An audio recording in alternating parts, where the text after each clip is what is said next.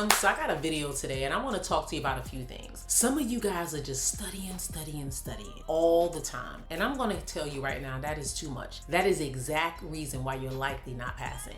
Think about it. When you overconsume something, normally you're not getting the results that you actually need. It starts leading to confusion, overthinking, second guessing, it's just so much stuff. So we got to figure that out. You got to master the information. That helps build your confidence. And one thing I noticed that a lot of people who are not passing this exam are doing, they're jumping from program to program to program. I've had many people reach out to me and say, hey, I want to do your program, but I know in your videos you say, stick with what I got. Stick with what you have if it's giving you the results you need. So this is how you're able to determine if what you're doing is working. Number one, you want to look at your results. I've had some people do programs and yes, they might not have gotten that win, but they can see the upward trajectory. I have a new exam analysis tool that I'm using and people are sending their reports. And even those that aren't winning, I'm like, wow, you've had a 5-point jump, a 6-point jump, an 8-point jump. That is a tremendous increase. Think about it, 5, 6, 4. That is automatically a 15-point jump from where you started from your baseline. So you gotta take credit and realize that you're doing something exceptionally well. You need to keep at it. Your time will come. I know it's frustrating. I know it's overwhelming. I know it's exhausting to keep studying over and over and over again. But if you're moving up to where you need to be, then you're doing the right thing. But again, I'm gonna go back to the beginning. You don't want to overconsume. Studying on average, maybe an hour or two a day is pretty good. Maybe an hour in the morning, an hour in the evening. If you find yourself sitting down having a 6 or 7 hour study session, again,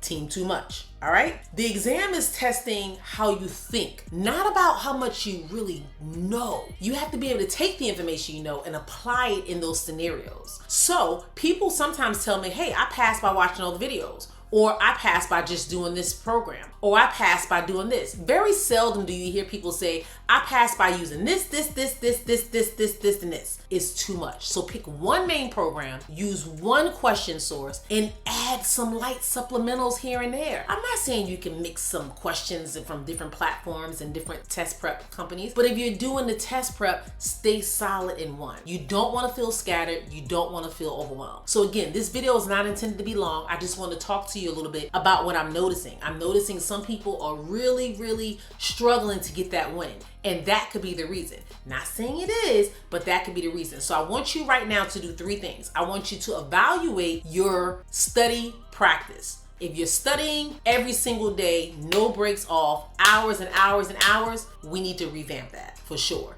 Maybe studying an hour in the morning, an hour in the evening, or maybe you only study 3 days during a week, and then maybe you pick one day, a Saturday or a Sunday, and you're studying, and you're locked and loaded. It's like a full schedule. Most of us don't work 7 days a week, 60 plus hours a week. Some people do, because I know y'all social workers, but realistically, a lot of us who do that, they burn out really quickly, and that's what can happen with the test. And what I'm also noticing is that if you've studied a course, and you've completed a course, you've completed the content, let's leave the content alone. Let's focus on building your stamina when it comes to the test. When you get certain type of questions, are you able to analyze, I struggle with reasoning questions, or I struggle with questions that are maybe first, or questions that are best. I don't really understand that, the stems in those. So you gotta ask yourself, what is the hang up? What are you struggling with as it pertains to the exam itself? And when you're able to pinpoint that, you can strategically work towards fixing that one thing. So instead of studying content over and over again, maybe you sit down and you do 10 reasoning style questions, and you do 15 questions for first, and then 15 questions dealing with best, or whatever STEM you're dealing with. And make sure you comprehend, you understand whether you're improving or whether you're still struggling in that before you move on to the next topic. Many of you are my day one, so you've been working with me for a while. And one of the things I would always tell people is stay in one room in a house. So I think I need to bring it back full circle. Stay in one room in a house. If you're just starting your test prep journey and think about it as building a house. You have the foundation. That is the course, the foundation. So you build the foundation by doing a course, and it's all inclusive. It has information from everywhere. So you feel like you have a really good source of information. And then you realize,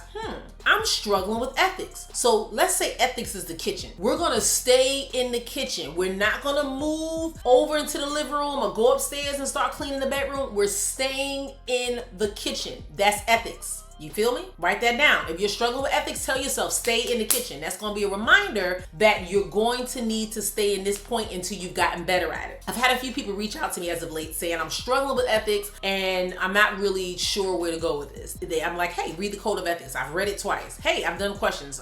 Whoa. If you've done questions, you've read the Code of Ethics, you completed a course on ethics, it's not so much if you not so much if you understanding the information, you know what's in ethics, but maybe you don't know how to apply it in these test-taking scenarios. So what you need to do is focus on questions that all pertain to ethics. And see, are you having a struggle with gift giving? Are you having a struggle with gift giving, meaning when to accept the gift, when to decline a gift from a client? Are you struggling with, let's see some other ethical questions, when to approach a colleague? When is it appropriate to approach a colleague? Are you struggling with the duty to warn? A lot of times people are struggling on that. That tar soft, they're like, oh my God, the person said they're gonna kill their neighbor.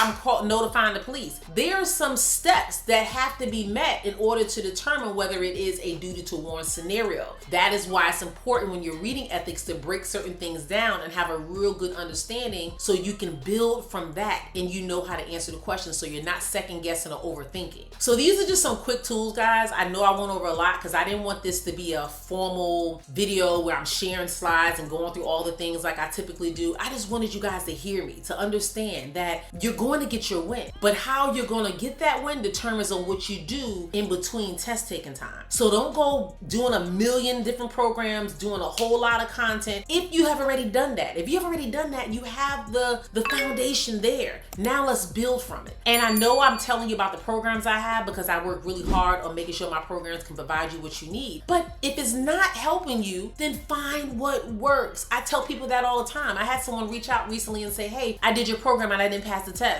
It's not a guarantee you're going to do my program and pass the test. It's what you do with the information in the program that's going to help you pass the test. That's the difference. You don't just do a thing to say you've done it and then go take a test. There's several different things I tell people to do. Did you take a full 170? Once you learn the information, take a full 170. I have someone right now in my program, we're doing a 170 question test twice a week. Some people like that's overkill. They have the time. But at the same point, I want to make sure her stamina is built because she's hella smart. She knows all the information and her scores are going up.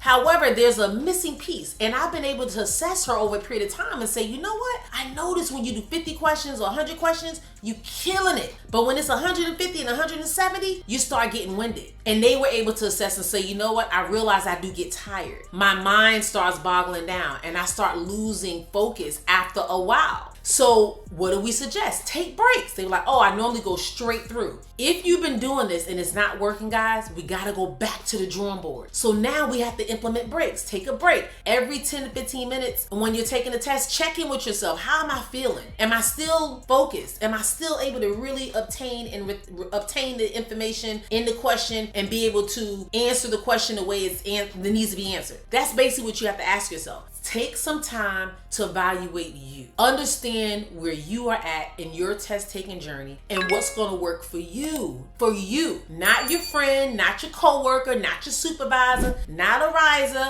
not any of the people around you. You are your own individual. You are unique and you have a way that you think and a way that you process information that might be different than the other people you're working with and studying with. So if you realize there's a disconnect when you're studying and you're not able to comprehend and do some things, you need to go back to this drawing board and figure out how you're going to strategically pass this exam. So if you're taking this exam multiple times and you're confused and you're like, hey, I don't really know where to go from here because I've done this and I've done that, tap in with your girl. Send me an email at admin@coachingtheelite.com, admin@coachingtheelite.com, and I will give you some advice or some feedback on some things that you can do to level up. We also have our analysis tool like no other. It took a while to create this, but this analysis tool, you'll see it. I'll drop the link in the bio for you to check out our newsletter. It's in there. It is about a 10 to 15 page, so depends on how many times you test, it might be a 20 page PDF that's breaking down how you've been doing over a period of time. And then with the system I created, is able to pull and say, wow, you've been doing really well, or you're still struggling with the foundational piece. I suggest you do this. So it's really, really intuitive based on the scores, because I always tell people when you get them score reports, don't look and say pass or fail and